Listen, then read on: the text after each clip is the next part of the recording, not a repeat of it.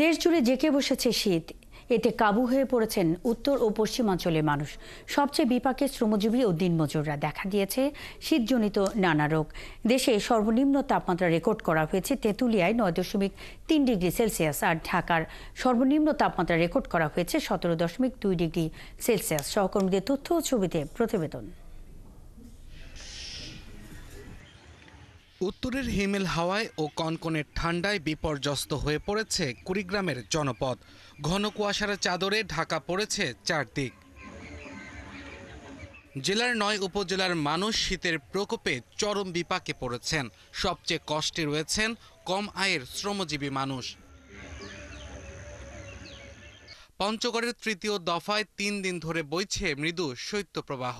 পাল্লা দিয়ে বেড়েছে শীতজনিত রোগে আক্রান্ত মানুষের সংখ্যা, যার অধিকাংশই শিশু। অ্যাজমা ও শ্বাসকষ্টে আক্রান্ত প্রাপ্তবয়স্ক রোগীরাও ভর্তি হচ্ছে হাসপাতালে।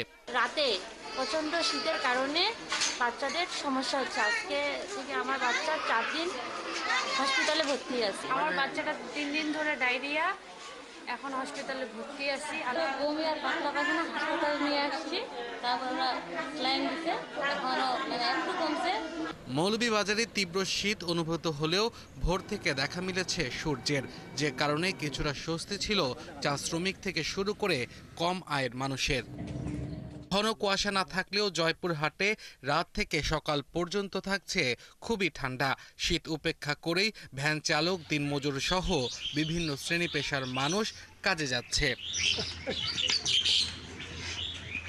বরিশাল, খুলনা ও চট্টগ্রামের তাপমাত্রা কিছুটা কমে শীত বাড়তে পারে।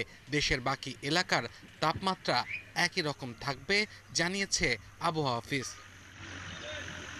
আব্দুল্লাল মামুন, ৭১।